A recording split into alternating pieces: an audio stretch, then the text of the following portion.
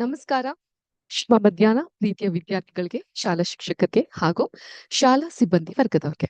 ನಿಮ್ಮೆಲ್ಲರಿಗೂ ಕೂಡ ವಿದ್ಯಾಶಕ್ತಿಯ ವಿಜ್ಞಾನದ ತರಗತಿಗೆ ಆತ್ಮೀಯವಾದಂತಹ ಸ್ವಾಗತ ಕೋರ್ತಾ ಇರೋದು ನಾನು ನಿಮ್ಮ ವಿಜ್ಞಾನದ ಶಿಕ್ಷಕಿ ಅಶ್ವಿತಾ ಮಲ್ನಾಡ್. ಪ್ರಿಯ ವಿದ್ಯಾರ್ಥಿಗಳೇ, ಇದು ನಮ್ಮ ಮೊದಲನೇ 8ನೇ ತರಗತಿಯ ಕ್ಲಾಸ್ ಅಲ್ವಾ? ಇವತ್ತು 8th ಸ್ಟ್ಯಾಂಡರ್ಡ್ ಅಲ್ವಾ? 8th ಮಕ್ಕಳೆಲ್ಲ ಹಾಜರಾಗಿದ್ದೀರಾ ಅಂತ ನಾನು ಭಾವಿಸ್ತೀನಿ.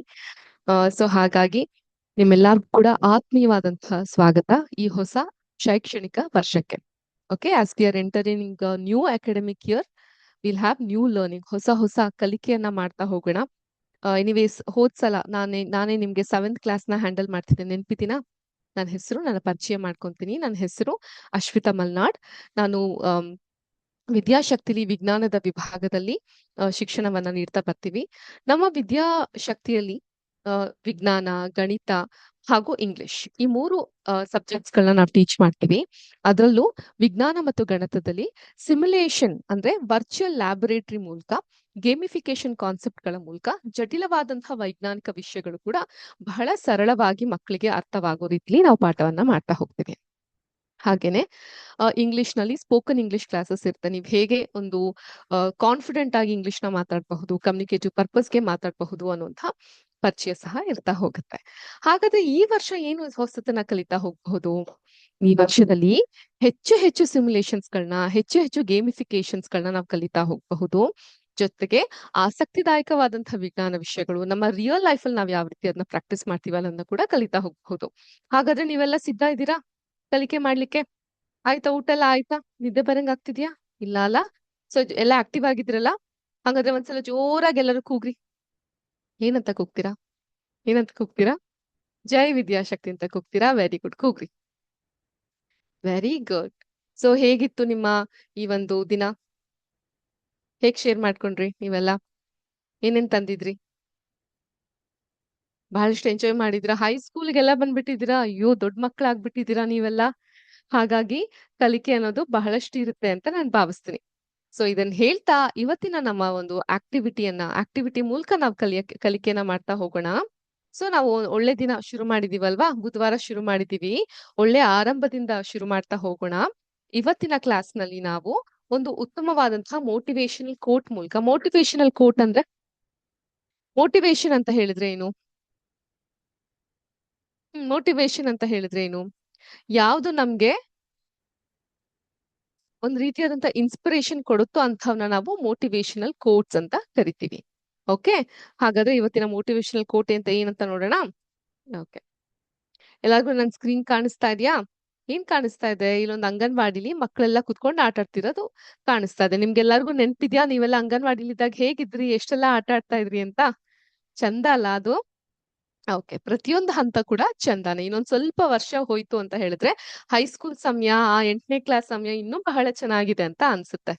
ಈಗ ಈ ಮೋಟಿವೇಶನ್ ಕೋಟ್ ನೋಡೋಣ. ಇದು ಹೇಳುತ್ತೆ, ಶಿಕ್ಷಣವಿಲ್ಲದವನು ಕಣ್ಣಿದ್ದು ಕುರುಡನಿದ್ದಂತೆ.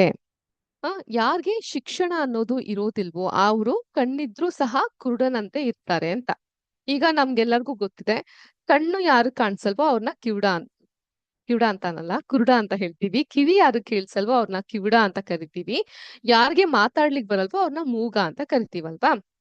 ಈ ಅಂಗಾಂಗಗಳು ಕೂಡ ನಮ್ಗೆ ತುಂಬಾ ಮುಖ್ಯ. ಕಣ್ಣಿನ ಪ್ರಮುಖವಾದಂತಹ ಕೆಲಸ ಏನು? ದೃಷ್ಟಿಯನ್ನ ನೀಡೋದು, ಕಾಣ್ಲಿಕ್ಕೆ ಮಾಡುವಂಥದ್ದು. ಕಣ್ಣಿರೋ ಕಾರಣದಿಂದನೇ ನಾವೆಲ್ಲ ಒಬ್ರನ್ನೊಬ್ರು ನೋಡ್ಲಿಕ್ಕೆ ಸಾಧ್ಯ ಆಗ್ತಾ ಇರೋದು. ಈ ಜಗತ್ತೆಲ್ಲ ಎಷ್ಟು ಸುಂದರವಾಗಿದೆ ಅನ್ನುವಂಥ ತಿಳುವಳಿಕೆ ನಮ್ಗೆ ಬರೋಕೆ ಸಾಧ್ಯವಾಗಿರುವಂಥದ್ದು. ಆದ್ರೆ ಕಣ್ ಇದ್ರೂ ಸಹ ಕುರುಡ ಅಂದ್ರೆ ಏನು? ಕಣ್ಣಿದೆ, ಆ ಭೌತಿಕವಾಗಿ ಆಚಕಡೆ ಪ್ರಪಂಚ ಗೊತ್ತಿದೆ, ಆದ್ರೆ ಅದು ಯಾಕಿದೆ ಅನ್ನುವಂಥದ್ದು ಗೊತ್ತಿಲ್ಲ. ಅಂತವ್ರನ್ನ ಕುರುಡ್ರು ಅಂತ ಕರಿತೀವಿ ನಾವು. ಕಣ್ಣಿದ್ರು ಸಹ ಕುರುಡ್ರು ಅಂದ್ರೆ ಅಜ್ಞಾನಿಗಳು ಅಂತ. ಆದ್ರಿಂದ ಶಿಕ್ಷಣ ಅನ್ನೋದು ನಮ್ಗೆ ಶಕ್ತಿಯನ್ನ, ಆತ್ಮವಿಶ್ವಾಸವನ್ನ, ಕಾನ್ಫಿಡೆನ್ಸ್ ಅನ್ನ ಮತ್ತೆ ದೂರದೃಷ್ಟತ್ವವನ್ನ ಕೊಡ್ತಾ ಹೋಗುತ್ತೆ. ಅದಕ್ಕೆ ಹೇಳೋದು knowledge is power, knowledge gives us confidence ಅಂತ ಅನ್ಬಿಟ್ಟು. ಆದ್ರಿಂದ ಶಿಕ್ಷಣ ನಾವು ಇಲ್ಲದ ಇರುವಂತಹ ವ್ಯಕ್ತಿ ಕಣ್ಣಿದ್ದು ಸಹ ಕುರುಡನಿದ್ದಂತೆ ಅನ್ನುವಂಥ ಮಾತು ಅಕ್ಷರ ಸಹ ಸತ್ಯನ ಸುಳ್ಳ?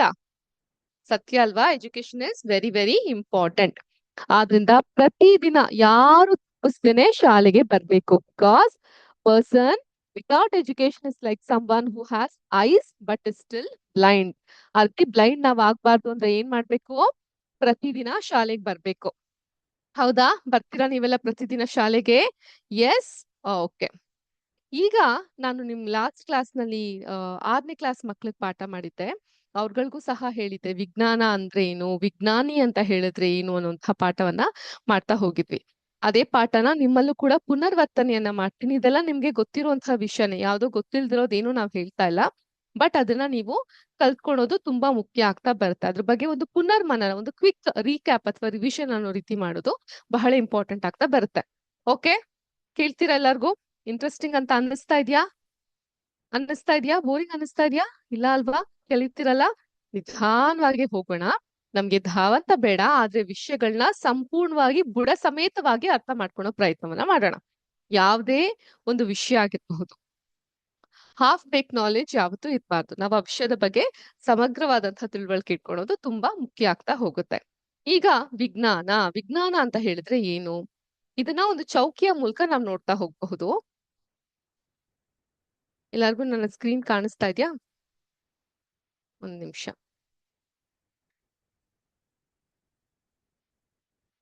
ಈಗ ಕಾಣಿಸುತ್ತಾ ಎಲ್ಲಾರ್ಗು screen? Can every one see my screen here? Am I audible? Okay, let us play this game. ಈ ಒಂದು ಪರ್ಟಿಕ್ಯುಲರ್ ಗೇಮ್ ಅಥವಾ ಆಟದಲ್ಲಿ ನಾವು ವಿಜ್ಞಾನ ಅಂತ ಹೇಳಿದ್ರೆ ಏನು ಅಂತ ತಿಳ್ಕೊಳ್ಳುವಂತ ಪ್ರಯತ್ನವನ್ನ ಮಾಡೋಣ. ಸೊ ಫಸ್ಟ್ ಬಾಕ್ಸ್ ಓಪನ್ ಮಾಡ್ತಾ ಇದ್ದೀನಿ. ಏನು ವಿಜ್ಞಾನ ಅಂದ್ರೆ? ಒಂದು ಮಗು ಜೋರಾಗಿ ಓದ್ ಹೇಳ್ಬೋದಾ ನನ್ಗೆ ಇದನ್ನ?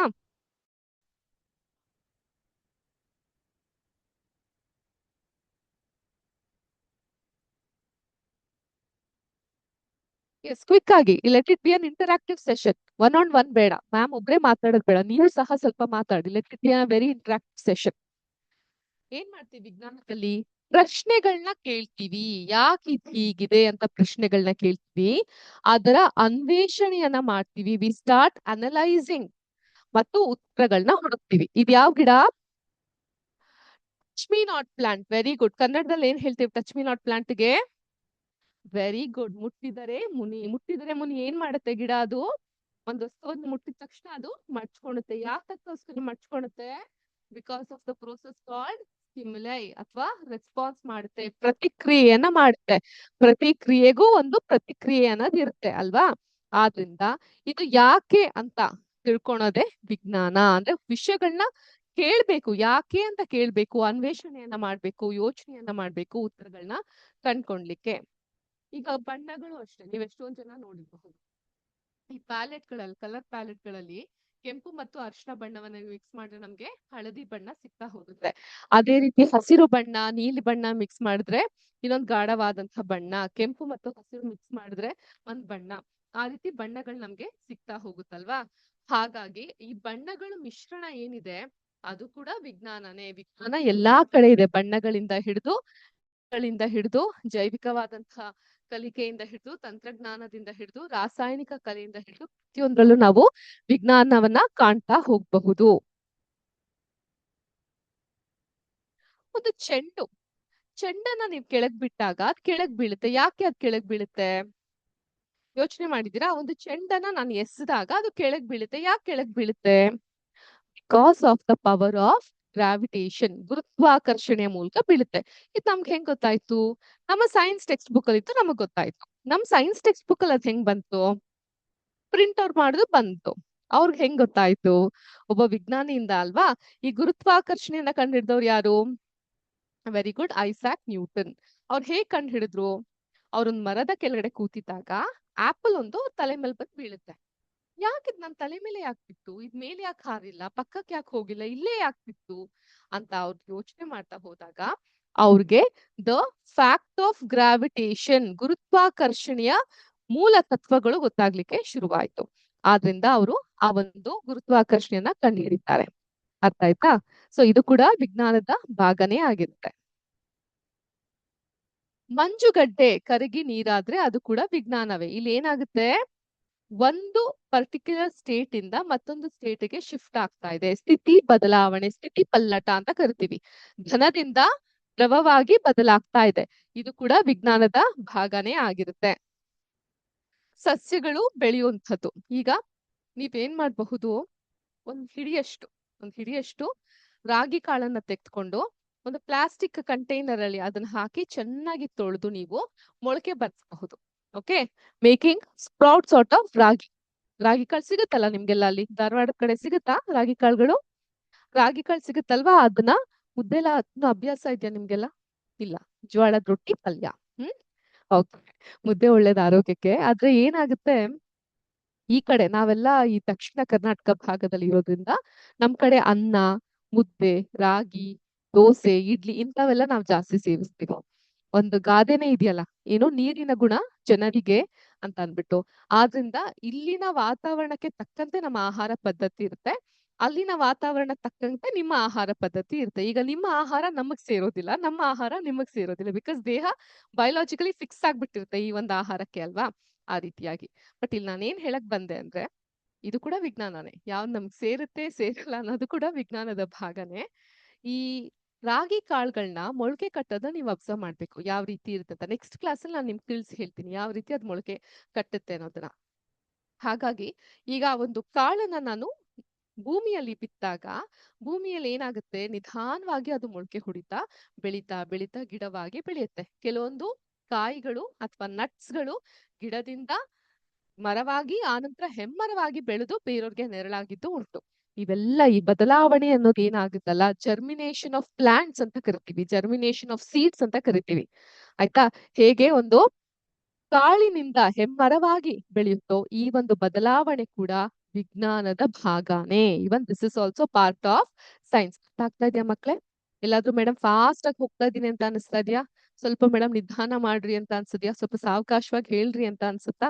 ಏನೇ ನಿಮ್ಮ ಅನಿಸಿಕೆ ಅಭಿಪ್ರಾಯಗಳಿದ್ರು ನಾವ್ ಅದಕ್ಕೆ ತೆರ್ತೀವಿ, ನೀವ್ ಅದನ್ನ ನಮ್ಗೆ ಹೇಳ್ಬಹುದು. ಅದರಂತೆ ನಾವು ನಮ್ ಕ್ಲಾಸ್ ನ ಡಿಸೈನ್ ಮಾಡ್ತಾ ಹೋಗ್ತೀವಿ. ಬಿಕಾಸ್ ಇಲ್ಲಿ ಮುಖ್ಯವಾಗಿ ಕಲಿಬೇಕಾಗಿರೋದು ಯಾರು, ಅರ್ಥ ಆಗ್ಬೇಕಾಗಿರೋದು ಯಾರ್ಗೆ? ನಿಮ್ಗೆ. ಓಕೆನಾ? ನೆಕ್ಸ್ಟ್ ಟಾಪಿಕ್ ನ ನೋಡೋಣ. ನೆಕ್ಸ್ಟ್ 6ನೇ ಪಾಯಿಂಟ್, ಪಕ್ಷಿಗಳು ಯಾಕೆ ಹಾರುತ್ತೆ? ಮತ್ ಕೆಲವೊಮ್ಮೆ ನಾವ್ ಯಾಕೆ ಸೀನ್ತೀವಿ? ಪಕ್ಷಿ ಏನಕ್ಕಪ್ಪ ಹಾರುತ್ತೆ? ಆಕಾಶದಲ್ಲೇ ಹಾರುತ್ತದು, ನೀರಿನೊಳಗಡೆ ಯಾಕೆ ಅದು ಈಜೋದಿಲ್ಲ? ನಾವ್ ಯಾಕೆ ಸೀನ್ತೀವಿ? ಹೌದು, ನಾವ್ ಯಾಕೆ ಸೀನ್ತೀವಿ? ಯಾರಿಗ್ ಗೊತ್ತಿದೆ ನಾವ್ ಯಾಕೆ ಸೀನ್ತೀವಿ ಅಂತ? ಸೀನೋದು ಅಂದ್ರೆ ಸ್ನೀಸ್ ಅಂತೀವಿ, ಹಿಂಗೆ ಕ್ಷಿ ಅಂತೀವಲ್ಲ. ಯಾಕೆ ಅಕ್ಷಿ ಅಂತೀವಿ? ಇನ್ನೊಂದ್ ವಿಷಯ ಗೊತ್ತಾ, ನಾವೆಲ್ಲ ಕಣ್ಣು ಬಿಟ್ಟು ಅಕ್ಷಿ ಅನ್ನಕ್ಕಾಗಲ್ಲ. ಅಕ್ಷಿ ಅಂತ ಕಣ್ಬಿಟ್ಟು ಹೇಳಕ್ಕಾಗಲ್ಲ, ಕಣ್ಮುಚ್ಚೆ ಅಕ್ಷಿ ಅನ್ಬೇಕು. ಯಾಕೆ? ಈ ತರ ಪ್ರಶ್ನೆಗಳನ್ನ ನೀವು ಕೇಳ್ತಾ ಹೋಗ್ಬೇಕು. ಯಾಕೆ ಇದು ಹೀಗಾಗುತ್ತೆ, ಇದ್ರ ಹಿಂದೆ ಇರುವಂತಹ ವಿಜ್ಞಾನ ಏನು ಅಂತ ನೀವು ಅರ್ಥ ಮಾಡ್ಕೊಂತಾ ಹೋದಾಗ ನೀವು ಒಂದು ಚಿಕ್ಕ ವಿಜ್ಞಾನಿನೇ ಆಗ್ಬಿಡ್ತೀರಾ. ಅರ್ಥ ಆಯ್ತಾ? ಆದ್ರಿಂದ ವಿಜ್ಞಾನ ಇವೆಲ್ಲದರ ಜೊತೆಗೆ ಡೀಲ್ ಮಾಡ್ತಾ ಹೋಗುತ್ತೆ, ಇವೆಲ್ಲದವನ್ನ ಅದು ಒಳಕೊಂಡಿರುತ್ತೆ. ಆದ್ರಿಂದ ವಿಜ್ಞಾನದ ಕಲಿಕೆ ಅನ್ನೋದು ಬಹಳ ಮುಖ್ಯ ಆಗ್ತಾ ಹೋಗುತ್ತೆ. ಇನ್ನು ನೆಕ್ಸ್ಟ್ ವಿಜ್ಞಾನಿ ಬಗ್ಗೆ ನಾವು ಕಲಿತಾ ಹೋಗೋಣ. ವಿಜ್ಞಾನದ ಬಗ್ಗೆ ಕಲ್ತ್ಕೊಂಡಿದ್ದಾಯ್ತು, ವಿಜ್ಞಾನಿ ಬಗ್ಗೆ ಕಲ್ತ್ಕೊಂತಾ ಹೋಗೋಣ. ವಿಜ್ಞಾನಿ ಅಂದ್ರೆ ಯಾರು? ವಿಜ್ಞಾನಿ ಅಂತ ಹೇಳಿದ್ರೆ ಗಮನಿಸುವವರು ಅಥವಾ ಏನಾದ್ರೂ ಒಂದನ್ನ ವೀಕ್ಷಿಸ್ತಾ ಇರ್ತಾರಲ್ಲ, ಅಬ್ಸರ್ವ್ ಮಾಡ್ತಾರಲ್ವಾ, ಅವರು ವಿಜ್ಞಾನಿಗಳು. ನಮ್ ಕಣ್ಣಿಗೆ ಚಂದ್ರ, ಕವಿಯ ಕಣ್ಣಿಗೆ ಯಾವ ರೀತಿ ಕಾಣ್ತಾ? ಹುಣ್ಣಿಮೆಯ ಹಾಲಿನಂತೆ ಕಂಡ. ಆದ್ರೆ ವಿಜ್ಞಾನಿಗಳು ಇಲ್ಲ, ಅದೊಂದು ಮರುಳ ಒಂದು ಒಂದು ಗ್ರಹ, ಮರಳು ತುಂಬಿರುವಂತಹ ಗ್ರಹ ಅಂತ ಕಂಡಿಡ್ತಾ ಬಂದ್ರು. ಅವ್ರು ಅಬ್ಸರ್ವ್ ಮಾಡ್ಲಿಕ್ಕೆ ಮಾಡ್ತಾ ಹೋದ್ರು. ಜೊತೆಗೆ ವಿಜ್ಞಾನಿಗಳಂತ ಹೇಳಿದ್ರೆ ಕ್ವೆಶ್ಚನ್, ಪ್ರಶ್ನೆಗಳನ್ನ ಕೇಳ್ತಾ ಹೋಗ್ತಾರೆ. ಪ್ರತಿಯೊಂದ್ರಲ್ಲೂ ಅವ್ರಿಗೆ ಪ್ರಶ್ನೆಗಳು ಇರುತ್ತೆ. ಜೊತೆಗೆ ಅವರು ಪ್ರಯೋಗಗಳನ್ನ ಮಾಡ್ತಾ ಹೋಗ್ತಾರೆ, ವೇರಿಯಸ್ ಎಕ್ಸ್ಪೆರಿಮೆಂಟ್ಸ್ ಗಳನ್ನ ಅವರು ಮಾಡ್ತಾ ಹೋಗ್ತಾರೆ. ಜೊತೆಗೆ ಹೊಸ ವಿಷಯಗಳನ್ನ ವಿಜ್ಞಾನಿಗಳು ಅಥವಾ ಜ್ಞಾನಿಗಳು ಅದನ್ನ ಆವಿಷ್ಕರಿಸ್ತಾರೆ. So they introduce, they discover new things. ಅರ್ಥ ಆಯ್ತಾ? ಈಗ ಒಂದ್ ಕಾಯಿಲೆ ಬಂತು, ಆ ಕಾಯಿಲೆಗೆ ಇದೇ ಮದ್ದನ್ನ ಕೊಡ್ಬೇಕು, ಹೇಗ್ ಗೊತ್ತಾಗುತ್ತೆ ನಮ್ಗೆ? ವಿಜ್ಞಾನಿಗಳು ಅದರ ಒಂದು ಆವಿಷ್ಕರಣೆಯಲ್ಲಿ ತೊಡಗ್ತಾರೆ, ಅವರು ಅದನ್ನ ಎಕ್ಸ್ಪ್ಲೋರ್ ಮಾಡ್ತಾ ಹೋಗ್ತಾರೆ. ಆ ಕಾರಣದಿಂದ ನಮ್ಗೆ ಅದು ಗೊತ್ತಾಗ್ತಾ ಹೋಗುತ್ತೆ. ಇದಿಷ್ಟು ವಿಜ್ಞಾನಿಗಳು ಮಾಡುವಂತಹ ಕೆಲಸ. ಯಾರಿಗಾದ್ರೂ ಡೌಟ್ ಇದ್ರೆ ಇನ್ನೊಮ್ಮೆ ನಾನು ತೋರಿಸಿ ಹೇಳ್ತೀನಿ. ವಿಜ್ಞಾನಿಗಳು ಏನೇನ್ ಮಾಡ್ತಾರೆ? ಗಮನಿಸ್ತಾರೆ ಅಥವಾ ವೀಕ್ಷಿಸ್ತಾರೆ, ಅವ್ರು ಅಬ್ಸರ್ವ್ ಮಾಡ್ತಾರೆ, ಪ್ರಶ್ನೆಗಳನ್ನ ಕೇಳ್ತಾರೆ, ಪ್ರಯೋಗಗಳನ್ನ ಮಾಡ್ತಾರೆ, ಹೊಸ ವಸ್ತುಗಳನ್ನ ಆವಿಷ್ಕರಣೆ, ಡಿಸ್ಕವರಿ. ಆವಿಷ್ಕರಣೆ ಅಂದ್ರೆ ಡಿಸ್ಕವರಿ. ನಾನು ಹೋದ್ ವರ್ಷನೂ ನಿಮ್ಗೆ ಹೇಳಿದ್ದೆ, ಈ ವರ್ಷನೂ ಹೇಳ್ತೀನಿ, ಮುಂದಿನ ವರ್ಷನೂ ಹೇಳ್ತಾನೆ ಹೋಗ್ತೀನಿ. ನೀವೇನ್ ಮಾಡ್ಬೇಕು ಅಂತ ಹೇಳಿದ್ರೆ ಮಕ್ಳೇ, ಪ್ರತಿ ಸಲ ಒಂದು ಪದದ ಇಂಗ್ಲಿಷ್ ಅರ್ಥವನ್ನ ನಾನು ಹೇಳಿದಾಗ ಇಂಗ್ಲಿಷ್ ಮತ್ತು ಕನ್ನಡ ಇವೆರಡೂ ಪದದ ಪದವನ್ನ ಬರ್ತಿಟ್ಕೊಳೋದ್ರಿಂದ ಒಂದ್ ಕಡೆ ಇಫ್ ಯು ಸ್ಟಾರ್ಟ್ ರೈಟಿಂಗ್, ನಿಮ್ಗೆ ಅದು ಕಲ್ತಂಗ ಆಗುತ್ತೆ. ನಿಮ್ಮ ಮೆಮೊರಿ ಇಂಪ್ರೂವ್ ಆಗ್ತಾ ಹೋಗುತ್ತೆ ಒಂದ್ ಕಡೆ. ಇನ್ನೊಂದ್ ಕಡೆ ಏನಾಗ್ತಾ ಹೋಗುತ್ತೆ ಅಂತ ಹೇಳಿದ್ರೆ ನಿಮ್ಗೆ ಹೊಸ ವಿಷಯಗಳು ಮನನ ಆಗ್ಲಿಕ್ಕೆ ಅದು ಸಹಾಯ ಆಗ್ತಾ ಬರುತ್ತೆ. ತಿಳಿತೆ? ಸೊ ಇದಿಷ್ಟು ವಿಜ್ಞಾನಿಗಳ ಬಗ್ಗೆ ಆಯ್ತು. ಈಗ ನೀವ್ ಹೇಳಿ, ನಿಮ್ಮಲ್ಲೂ ಈ ರೀತಿ ಕಲಿಕೆಯ ಮನೋಭಾವನೆ ಇದ್ರೆ, ನಾನೇನೋ ಹೊಸತರ ಕಲ್ತ್ಕೊಬೇಕು ಅನ್ನೋಂತಹ ಮನೋಭಾವನೆ ಇದ್ರೆ ನಿಮ್ಮಲ್ಲೂ ಕೂಡ ಒಬ್ಬ ವಿಜ್ಞಾನಿ ಇದ್ದಾನೆ ಅಂತ ಅರ್ಥ ಅಲ್ವಾ? ಹಾಗಾಗಿ ನಾವು ಒಂದು ಅಫರ್ಮೇಶನ್ ಮಾಡಿದ್ವಿ ನಿಮ್ಮ ಜೂನಿಯರ್ಸ್ ಗಳ ಜೊತೆ, 6ನೇ ಕ್ಲಾಸಿನ ಮಕ್ಳ ಜೊತೆ ಅಫರ್ಮೇಶನ್ ಮಾಡಿದ್ವಿ. ಅಂದ್ರೆ ಒಂದು ದೃಢೀಕರಣ ರೀತಿ ತೆಗೆದುಕೊಂಡಿದ್ವಿ. ಈಗ ನಿಮ್ಮಲ್ಲೂ ಕೂಡ ರಿಕ್ವೆಸ್ಟ್ ಮಾಡ್ತೀನಿ, ನನಗೆ ಸರಿಯಾದಂತಹ ಉತ್ತರವನ್ನ ನೀವು ನೀಡ್ತಾ ಹೋಗಿ.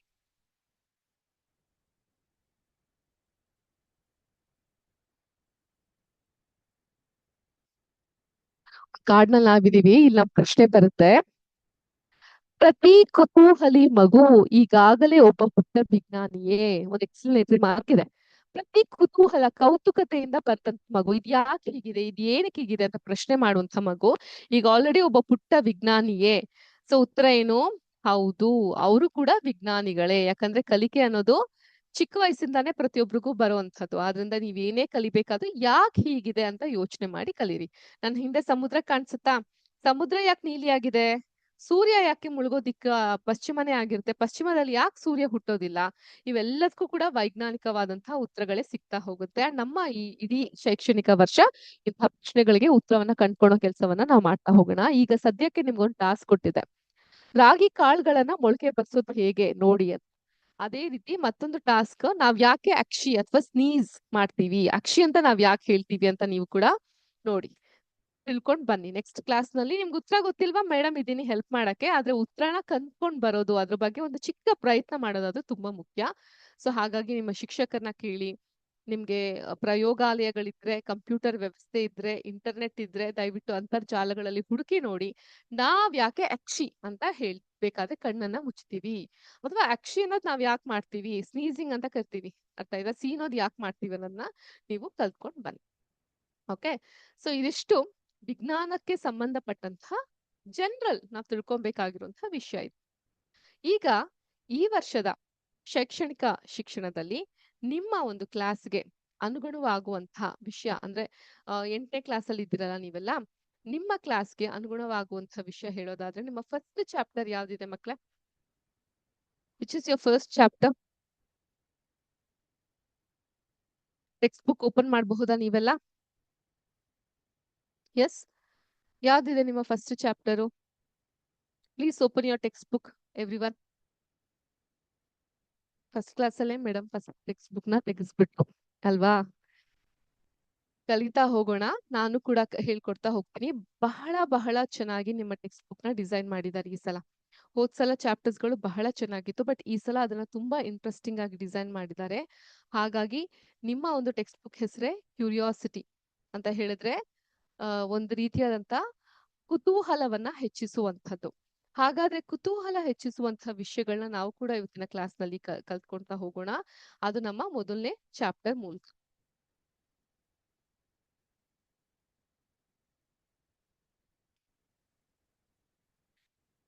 ಸೊ ಫಸ್ಟ್ ಚಾಪ್ಟರ್ ಏನು ನೋಡೋಣವಾ? ಏನಿದು? ಅಧ್ಯಾಯ 1, ವಿಜ್ಞಾನದ ಸಂಶೋಧಕ ಜಗತ್ತನ್ನ ಅನ್ವೇಷಿಸುವುದು. We are going to discover about science. ಆ ಒಂದು ಸಂಶೋಧಕ ಜಗತ್ತು, ಡಿಟೆಕ್ಟಿವ್ ಕೆಲಸ ಮಾಡುತ್ತಲ್ಲ ಜಗತ್ತು, ಅದ್ರ ಬಗ್ಗೆ ನಾವು ತಿಳ್ಕೊಳ್ಳೋ ಪ್ರಯತ್ನವನ್ನ ಮಾಡೋಣ. ಸೊ ಇದಕ್ಕೆ ನೀವು ನಿಮ್ಮ ಟೆಕ್ಸ್ಟ್ ಬುಕ್ ಅನ್ನ ಓಪನ್ ಮಾಡ್ಬೇಕಾಗುತ್ತೆ. ಟೆಕ್ಸ್ಟ್ ಬುಕ್ ಅನ್ನ ಓಪನ್ ಮಾಡಿದಾಗ ನನಗೆ ಫಸ್ಟ್ ಕಾಣಿಸಿದಂತಹ ಪದನೇ ಈ ತಥ್ಯ. ಸತ್ಯ ಮಿಥ್ಯ, ಅಪೋಸಿಟ್ ವರ್ಡ್ ಕೇಳಿದ್ದೀರಾ? ಸತ್ಯ ಮಿಥ್ಯ. ತಥ್ಯ ಅಂದ್ರೆ ಏನು? ಸತ್ಯ ಅಂತ ಹೇಳಿದ್ರೇನು? ಟೆಕ್ಸ್ಟ್ ಬುಕ್ ಅಲ್ಲಿ ಇದೆ ಈ ಪದ. ತಥ್ಯ ಅಂದ್ರೆ ಏನು? ಯಾರಿಗ್ ಗೊತ್ತು ತಥ್ಯ ಅಂದ್ರೆ ಏನು ಅಂತ? ಓಕೆನಪ್ಪ, ನಿಮ್ಮ ಟೆಕ್ಸ್ಟ್ ಬುಕ್ ಅನ್ನ ಓಪನ್ ಮಾಡಿ, ನಾನು ಹೇಳ್ತೀನಿ.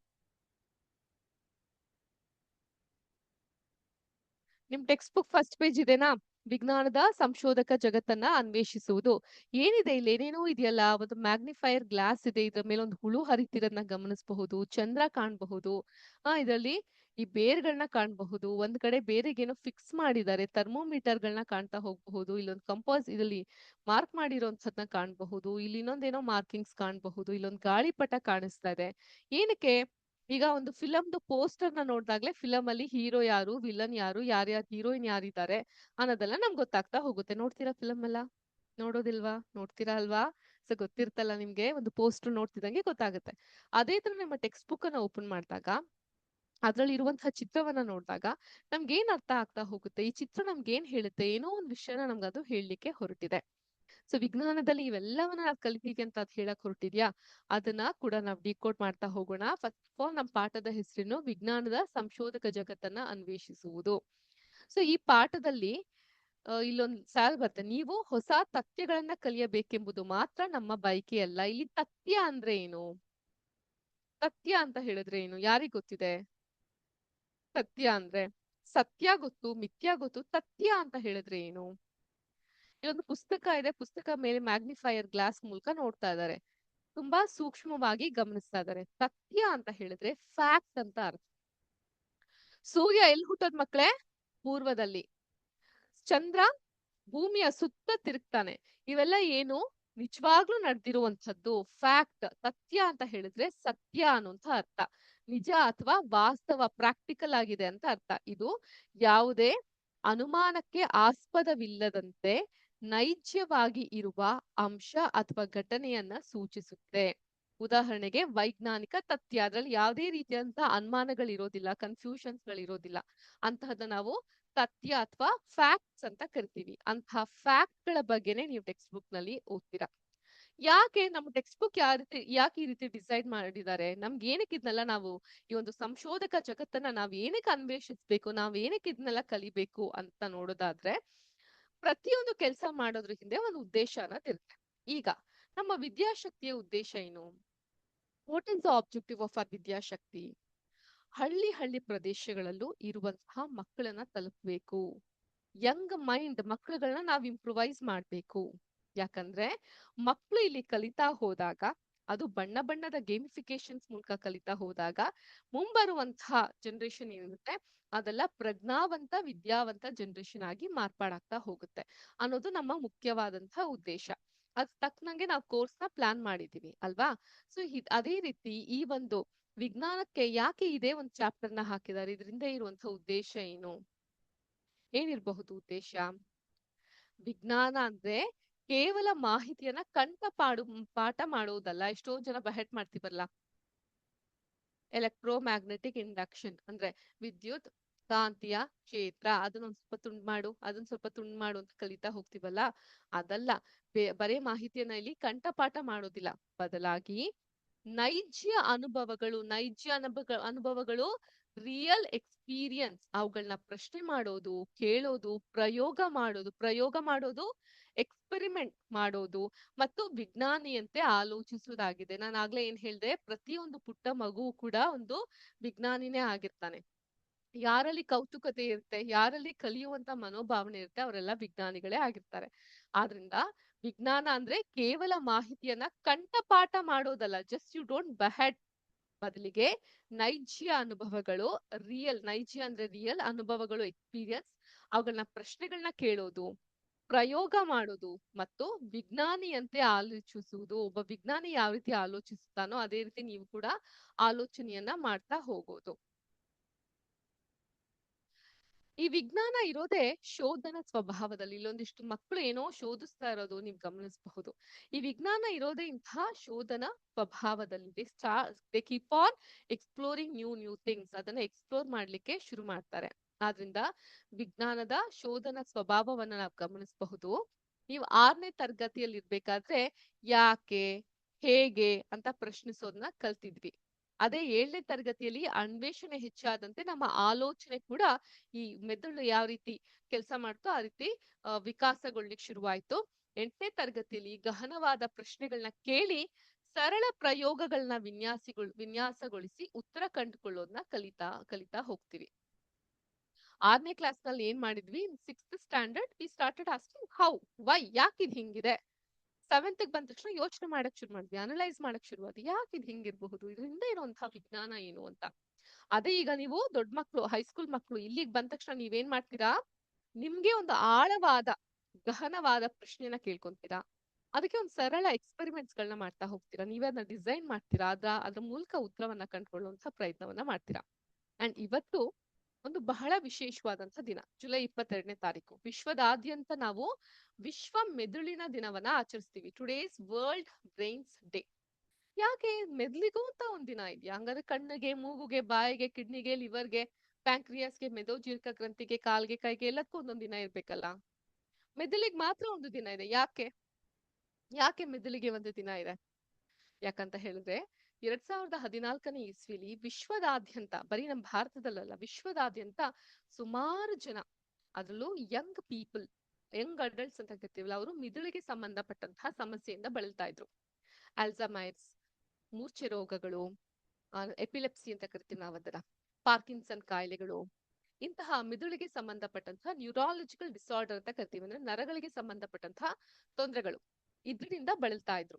ಆ ಸಂದರ್ಭದಲ್ಲಿ ಜನರಲ್ಲಿ ಈ ಮೆದುಳಿನ ಆರೋಗ್ಯ ಹೆಚ್ಚಿಸ್ಬೇಕು, ಅವ್ರಿಗೆ ಅದ್ರ ಬಗ್ಗೆ ಒಂದು ಅವೇರ್ನೆಸ್ ನ ಮೂಡಿಸ್ಬೇಕು, ತಿಳುವಳಿಕೆಯನ್ನ ಮೂಡಿಸ್ಬೇಕು ಅನ್ನೋ ಕಾರಣಕ್ಕೆ ವಿಶ್ವ ಮೆದುಳಿನ ದಿನವನ್ನ ಪ್ರತಿ ವರ್ಷ ಜುಲೈ 22ನೇ ತಾರೀಕಂದು ನಾವು ಆಚರಣೆ ಮಾಡ್ತೀವಿ. Every year on July 22nd V celebrate world brain day. ಈ ದಿನದಲ್ಲಿ ಏನ್ ಮಾಡ್ತೀವಿ? ನಮ್ಮ ಮೆದುಳಿನ ಆರೋಗ್ಯವನ್ನ ಕಾಪಾಡ್ಕೊಳ್ಲಿಕ್ಕೆ ನಾವ್ ಏನೇನ್ ಮಾಡ್ಬೇಕು ಅಂತ ಯೋಚನೆ ಮಾಡ್ತೀವಿ. ಮೊದಲನೇದು, ಫಸ್ಟ್ ಪಾಯಿಂಟ್, ಆಹಾರ. ಸಮೃದ್ಧವಾದಂತಹ ಆಹಾರವನ್ನ ತಿನ್ಬೇಕು. ಎಸ್ಪೆಷಲಿ ಪುಟ್ಟ ಮಕ್ಕಳು, ಬೆಳಿತಿರೋ ಮಕ್ಕಳು, ನೀವುಗಳು, ಶಿಕ್ಷಕರಾಗಿರ್ಬಹುದು, ಯಾರೇ ಆಗಿರ್ಬಹುದು, ದಿನದಲ್ಲಿ ಒಂದು ಎರಡು ಬಾದಾಮಿಯನ್ನ ರಾತ್ರಿ ನೀರಿನಲ್ಲಿ ನೆಲೆ ಹಾಕಿ ಮರುದಿನ ಬೆಳಗ್ಗೆ ಅದ್ ಸಿಪ್ಪೆಯನ್ನ ತೆಗೆದು ತಿನ್ನುವಂಥದ್ದು ಮಾಡ್ಬೇಕು. ನಮ್ಮ ಮೆದುಳಿನ ಆರೋಗ್ಯಕ್ಕೆ ಒಳ್ಳೇದು. ಅದೇ ತರ ಆಕ್ರೋಟ್ ಅಂತ ಒಂದ್ ಬರುತ್ತೆ, ಗೊತ್ತಾ? ಆಕ್ರೋಟ್ ಅಂದ್ರೆ ವಾಲ್ನಟ್ ಅಂತ ಕರಿತೀವಿ, ಅದು ಕೂಡ ನಮ್ಮ ಮೆದುಳಿನ ಆರೋಗ್ಯಕ್ಕೆ ಒಳ್ಳೇದು. ಯಾವುದೇ ಡ್ರೈ ಫ್ರೂಟ್ ನ ತಿನ್ಬೇಕಾದ್ರೂ ಕೂಡ ನೀವ್ ನೀರ್ನಲ್ಲಿ ನೆನೆ ಹಾಕಿ ಆ ಸಿಪ್ಪಿನ ತೆಗೆದು ತಿನ್ನೋದಿದೆಯಲ್ಲ, ಅದು ನಮ್ಮ ಆರೋಗ್ಯಕ್ಕೆ ತುಂಬಾ ಒಳ್ಳೇದು. ಓಕೆ, ಆರೋಗ್ಯಕರವಾದಂತಹ ಆಹಾರವನ್ನ ಸೇವಿಸೋದು, ದಿನದಲ್ಲಿ ಕನಿಷ್ಠ 7ರಿಂದ 8 ಗಂಟೆಗಳ ಕಾಲ, ಎಷ್ಟು? 7ರಿಂದ 8 ಗಂಟೆಗಳ ಕಾಲ ನಿದ್ದೆ ಮಾಡೋದು ತುಂಬಾ ತುಂಬಾ ಇಂಪಾರ್ಟೆಂಟ್. ವ್ಯಾಯಾಮ ಮಾಡೋದು, ಚಿಕ್ಕ ವಯಸ್ಸಿನಿಂದನೇ ವ್ಯಾಯಾಮದ ಅಭ್ಯಾಸ ಇರ್ಬೇಕು. ಹಾಗೆ ಯಾವುದೇ ವಿಷಯಗಳಿಗೂ ಕೂಡ ಸ್ಟ್ರೆಸ್ ಆಗದೆ, ಟೆನ್ಷನ್ ತಗೊಂಡೆ ಕಲಿಬೇಕು. ಅರ್ಥ ಆಯ್ತಾ? ಇಲ್ಲಿ ನಾವ್ ಯಾರು ಎಕ್ಸ್ಪರ್ಟ್ಸ್ ಅಲ್ಲ, ನಾವೆಲ್ಲಾರು ಕಲಿಕೆಯ ಹಾದಿಲೇ ಇರುವಂತಹದ್ದು. ಹೀಗೆ ಬಹಳ ಜಟಿಲವಾದಂತಹ ವಿಷಯಗಳನ್ನ ಸರಳೀಕೃತವಾಗಿ, ತುಂಬಾ ಸಿಂಪ್ಲಿಫೈ ಮಾಡ್ತಾ ಕಲಿಯೋದ್ರ ಮೂಲಕ ವಿಷಯಗಳನ್ನ ಬಹಳ ಗಹನವಾಗಿ ಕಲೀಲಿಕ್ಕೆ ನಮ್ಗೆ ಸಾಧ್ಯ ಆಗ್ತಾ ಬರುತ್ತೆ. ನಮ್ಮ ಈ ಟೆಕ್ಸ್ಟ್ ಬುಕ್ ಡಿಸೈನ್ ನ ಮೇನ್ ಆಬ್ಜೆಕ್ಟಿವ್ ಕೂಡ ಇದೇ ಆಗಿರುತ್ತೆ. ವಿಷಯಗಳನ್ನ ಯಾಕೆ ಅಂತ ಪ್ರಶ್ನಿಸೋದು, ಇಲ್ಲಿ ಯಾಕೆ ಮತ್ತು ಹೇಗೆ ಅಂತ ಪ್ರಶ್ನಿಸೋದು, ಅದಾದ ನಂತರ ಅದರ ಕುರಿತು ಅನ್ವೇಷಣೆಯನ್ನ ಮಾಡೋದು, ಅನಲೈಸ್ ಮಾಡ್ತಾ ಹೋಗೋದು, ಮತ್ತೆ ಆಲೋಚನೆಯನ್ನ ವಿಕಸನಗೊಳಿಸ್ತಾ ಹೋಗೋದು. ಓಕೆ, ನಾನು ನಿಮ್ಗೆ ಅನೋಟೇಟ್ ಮಾಡಿ ತೋರಿಸ್ತೀನಿ, ನೀವು ಇದನ್ನ ನೋಟ್ ಮಾಡ್ಕೊಳ್ಬಹುದು.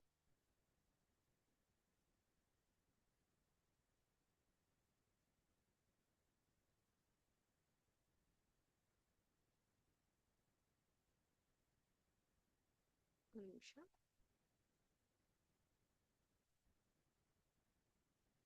ಕಾಣಿಸ್ತಾ ಇದೆಯಾ ಈಗ? ಓಕೆ. ಸೊ ಇಲ್ಲಿ ನಾವು ನೋಡಬಹುದು, 6ನೇ ತರಗತಿಲಿ ಯಾಕೆ ಮತ್ತು ಹೇಗೆ ಅಂತ ಪ್ರಶ್ನಿಸಿದ್ವಿ. ಅದಾದ ನಂತರ ಅನ್ವೇಷಣೆ ಹೆಚ್ಚಾದಂತೆ ಆಲೋಚನೆಗಳು ಕೂಡ ವಿಕಾಸಗೊಳ್ಳಿಕ್ಕೆ ಶುರು ಆಯ್ತು.